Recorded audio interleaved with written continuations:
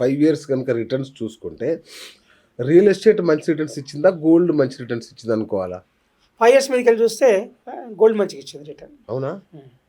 Real estate ఇచ్చింది, కొన్ని ఏరియాలు ఇచ్చింది. ఇప్పుడు మీరు అన్న 5 ఇయర్స్ చూసుకుంటే 3 ఇయర్స్ మార్కెట్ స్టంప్లో డౌన్లో ఉంది, కరెక్ట్. 2-3 ఇయర్స్ డౌన్లో ఉంది. అవును. అదే ఇప్పుడు గోల్డ్ తీసుకుంటే మాత్రం అప్పుడు 5 ఇయర్స్కి ఇప్పుడు పెరిగింది బ్రహ్మాండంగా. అది. కాబట్టి మళ్ళీ 5 ఇయర్స్ ఇంకా మళ్ళీ నెక్స్ట్ 5 ఇయర్స్ మళ్ళీ డబుల్ అవుతుందని ఎక్స్పెక్ట్ చేయలేము మనం. అవును. ఎందుకంటే gold depends upon ideal money. Okay. అంటే డబ్బు బంగారంలో ఎవరు పెట్టుబడి పెడతారంటే ఎక్కువ డబ్బు ఉండి సేఫ్టీ కావాలి, ఎక్కువ వాల్యూ, తక్కువ క్వాంటిటీ. అంటే ఇప్పుడు దాన్ని ఏమిటంటే హైలీ వాల్యుబుల్ కాబట్టి మనం ఈజీగా సేవ్ చేసుకోవచ్చు, ఈజీగా సేఫ్గా పెట్టుకోవచ్చు, బీరువాళ్ళు పెట్టుకోవచ్చు. అదే అంత డబ్బు కూడా పెట్టలేము, గోల్డ్ అంతా పెట్టుకోవచ్చు. కాబట్టి దానికి హైడీల్ మనీ ఉన్న వాళ్ళు గోల్డ్ పెట్టుకోవాలి. లేదు నాకు సంపాదించుకోవాలి అనుకునే వాళ్ళు మాత్రం నాకు ఇన్కమ్ రావాలి, దానిపైన రెగ్యులర్గా ఇన్కమ్ రావాలనుకునే వాళ్ళు గో ఫర్ డిపాజిట్స్. కానీ ఇప్పుడు ఇంకా సెంట్రల్ గవర్నమెంట్ స్కీమ్స్ వచ్చాయి, ప్రతి బ్యాంకులో స్కీమ్స్ ఉన్నాయి, ఇన్సూరెన్స్ కంపెనీస్ వాళ్ళు ఉన్నాయి, ఫండ్స్ వాళ్ళు ఉన్నాయి, వాటిలో పెట్టుకోవచ్చు. రియల్ ఎస్టేట్లో పెట్టాలంటే మాత్రం మంచి డబ్బు ఉంటేనే పెట్టుకోండి ఒకటి. ఇంకోటి ఏంటంటే తక్కువ ధర ఎక్కడ ఉంటే తెలుసుకోవాలి. మనం రియల్ ఎస్టేట్ వాళ్ళు చెప్పిన ధర కాదు, మన దగ్గర కెపాసిటీ ఏముంది. ఇప్పుడు అమ్మే వాళ్ళు ఎప్పుడైనా కానీ 10 లక్షలు చెప్తారు, మన కెపాసిటీ మన 2-3 లక్షలు ఉన్నాయి అనుకోండి, మన 10 లక్షలు ఎటు కాదు, చేయలేం కదా. కాబట్టి మన 2-3 లక్షలు ఎక్కడ దొరుకుతుందని చూడాలి. అక్కడ పెట్టుకోవాలి, కానీ వెయిట్ చేయాలి. అంటే అనుకున్నప్పుడు అమ్మలేము దాన్ని, అమ్మినప్పుడు మాత్రం మంచి లాభం వచ్చే అవకాశం. కాబట్టి మన అమౌంట్ మినిమం ఒక 5 to 10 lakhs ఉన్నాయనుకుంటే, మీరు లాంగ్ టర్మ్ 5 సంవత్సరాలు వెయిట్ చేస్తామనుకుంటే రియల్ ఎస్టేట్ పెట్టుకోండి. దొరికిన చోట అది కూడా మీ దగ్గరే దొరకాలి, తక్కువ రేటు దొరకాలి మాత్రం సాధ్యం కాదు.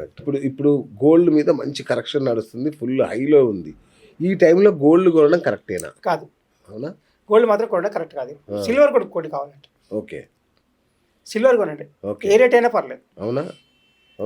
ఏ రేట్ అయినా పర్లేదు, సిల్వర్ కొనుక్కోండి, పర్లేదు, సేఫ్. మన ఇన్వెస్ట్మెంట్ పోర్ట్ఫోలియోలో బంగారం ఎంత శాతం ఉండాలి?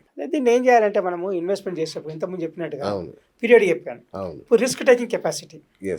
మన 10 లక్షలు 2 లక్షలు రిస్క్ అయితే భరించగలుగుతాము, కానీ 10 లక్షలు పోతే భరించలేదు. కాబట్టి నో రిస్క్, లో risk, medium risk, high risk, 4 భాగాలు చేయాలి మన పెట్టుబడిని. చేసి నో రిస్క్ అంటే దానికి ఎట్టి పరిస్థితుల్లో ఏం రిస్క్ ఉండద్దు. బ్యాంక్ డిపాజిట్స్ కానీ, మన ఇంట్లో ఉన్న క్యాష్ కానీ, సేవింగ్స్ అకౌంట్లో కానీ ఏం రిస్క్ ఉండద్దు. సెకండ్ లో రిస్క్, అంటే రిస్క్ తక్కువగా ఉంటుంది. మ్యూచువల్ ఫండ్స్లో పెట్టడం కానీ, మీరన్న ప్లాట్స్లో పెట్టడం కానీ ఎక్కువ పెద్దగా తగ్గదు. మీడియం రిస్క్, ఒక వ్యాపారంలో పెట్టడం కానీ, షేర్ మార్కెట్ పెట్టడం కానీ, డైరెక్ట్ పెట్టడం, అది ఇది మీడియం రిస్క్.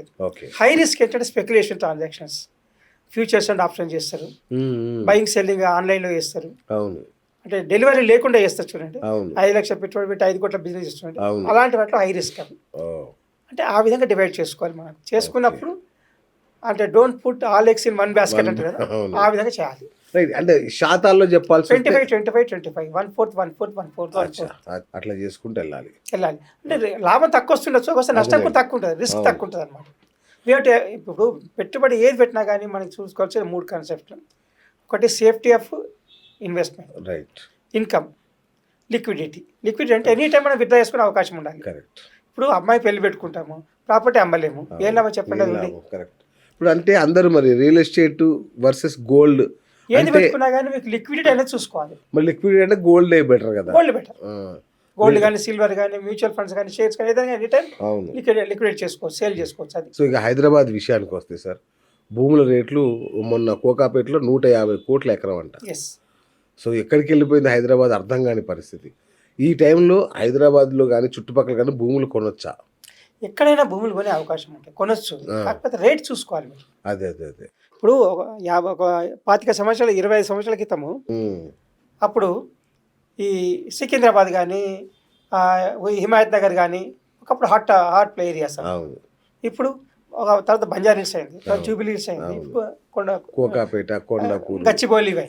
కాబట్టి అప్పుడు ఉన్నాడు కాబట్టి ఇప్పుడు రేట్ అన్నమాట రాదు. అంటే మార్కెట్ ఎక్కడ పెరుగుతుందో అక్కడ ఇన్వెస్ట్ చేసి తక్కువ రేట్కి ఇన్వెస్ట్ చేసిన వాళ్ళు సంపాదిస్తారు. మనం చూసుకోవాల్సింది ఒకటి, తక్కువ రేట్ ఎక్కడ దొరుకుతుంది, వెయిట్ చేద్దాం. ఎక్కడ తక్కువ రేటు ఇన్వెస్టర్కి మొదటి లక్షణం ఏంటంటే తక్కువ ఎక్కడ దొరుకుతుంది, ఓకే, ఆ తక్కువ దగ్గర తీసుకొని పెట్టుకోండి. అచ్చా. ఏది ఎక్కడే తక్కువ దొరుకుతుంది అంతే. రైట్. ఇది బబులా, ఇది రియల్ ఎస్టేట్ రేట్లు తగ్గే అవకాశం ఉందా? తగ్గదు, పెరగకపోయినా కానీ ఆగిపోయినా కానీ సంవత్సరం లోపల డబుల్గా ఇప్పుడు 4-5 సంవత్సరాలు పెరగలేదు అనుకోండి, ₹1,00,00,000 పెట్టారనుకోండి, 4-5 సంవత్సరాలు పెరగలేదు అనుకోండి, ₹1,50,00,000 అవుతుంది లోన్ తీసుకుంటే. మీ డబ్బు అయితే పర్వాలేదు. ఇంకోటి రియల్ ఎస్టేట్లో పెట్టుబడి పెట్టే ఎప్పుడైనా కానీ మన సొంత డబ్బు పెట్టండి, అప్పు తీసుకొని పెట్టకండి. మీరు ఎంత ఉండండి, మీరు ఎంత ఉంటే అంత పెట్టండి, లేకపోతే పెట్టకండి పర్లేదు. కానీ అప్పు తీసుకొని పెడితే మాత్రం ఖచ్చితంగా ఆ ఇంట్రెస్ట్ బర్డెన్ ఎక్కువ అవకాశం ఉంటుంది, ఈఎంఐ ప్రాబ్లం అవుతుంది, మెంటల్ టెన్షన్, ఫైనాన్షియల్ టెన్షన్, అన్ని విధాల టెన్షన్ అయ్యే అవకాశం. రియల్ ఎస్టేట్లో పెట్టడానికి మొదటి లక్షణం రియల్ ఎస్టేట్ గోల్డ్. మీ సొంత డబ్బులే పెట్టండి, ఎంత ఉంటుందో పెట్టండి. వెయిట్ చేసే టైం అంతా వెయిట్ చేయండి, వస్తుందే పెట్టకండి, సేఫ్టీ కోసం పెట్టండి. ఇప్పుడు హెచ్ఎండిఏ ఉంటుంది, అట్లాగే డిటిసిపి ఉంటుంది. ఈ రెండిట్లో ఏది బెస్ట్ ఇన్వెస్ట్ చేయడానికి? ఏదైనా ఒకటే, అప్రూవ్డ్ అథారిటీస్ కాబట్టి ఏదైనా అప్రూవ్డ్ అథారిటీ కాబట్టి మనకు సేఫ్టీ ఆఫ్ ఇన్వెస్ట్మెంట్, ఎలాంటి రిస్క్ ఉండదు. కాకపోతే ఏంటంటే దాంట్లో కూడా ఏమైనా ఉందా అని మనం సెకండ్ కన్ఫర్మ్ చేసుకోవాలి, లీగల్ ఇష్యూ కన్ఫర్మ్ చేసుకోవాలి.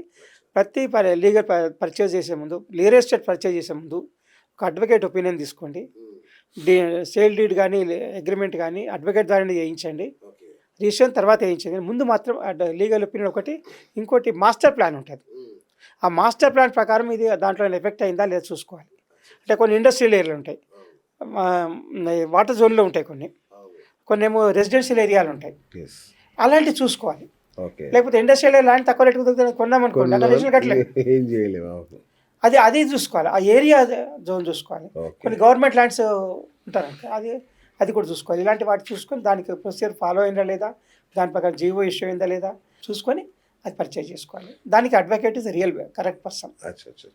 ఇంకోటి దానికంటే legal adviser, bank legal advisers ఉంటారు, బ్యాంక్ అని అలాంటి వాళ్ళ ఒపీనియన్ కూడా తీసుకుని ఇంకా మంచి బెటర్. కరెక్ట్, బాగా చెప్పారు. అవును, బ్యాంక్ లీగల్ అడ్వైజర్స్ పోతుంది ఫీజు అంతేగాని, బట్ ఈ they will give correct advice మనకు. కరెక్ట్. ఇంకొకటి ఏంటంటే ప్రతి వ్యక్తి కూడా తనకు ఫ్యామిలీ డాక్టర్ ఉండాలి, ఫ్యామిలీ అడ్వకేట్ ఉండాలి, ఒకరికి కంపల్సరీ ఉండాలి. ప్రతి విషయంలో మనకు సలహాలు సూచనలు ఇవ్వడానికి ఉంచుకుంటే ఛార్జ్ అవుతుంది, ఏమవుతుంది దానివల్ల మనకు ప్రయోజనం పెరుగుతుంది తప్ప నష్టం జరగదు. ఇప్పుడు హైదరాబాద్లో ఒక ఫ్లాట్, హైదరాబాద్ కావచ్చు వేరే ఎక్కడైనా ఒక అపార్ట్మెంట్లో ఫ్లాట్ కొని దాన్ని రెంట్కి ఇవ్వడం బెటరా, ఒక ఓపెన్ ల్యాండ్ కొనుక్కొని అట్లా వదిలేయడం బెటర్? దానికి డబ్బు ఎక్కడి నుంచి వచ్చేది ముఖ్యం. మీ సొంత డబ్బా లేకపోతే అప్పు తీసుకున్న డబ్బా. ఓకే. ఏదైనా రియల్ ఎస్టేట్లో పెట్టాలంటే అపార్ట్మెంట్ కానీ కొనాలంటే మనం చూసుకోవాల్సింది ఏంటంటే మన రెంట్ ఇంతకుముందు ఒక వేరే చోటు ఉన్నాము, 50,000 రెంట్ ఇస్తున్నాం.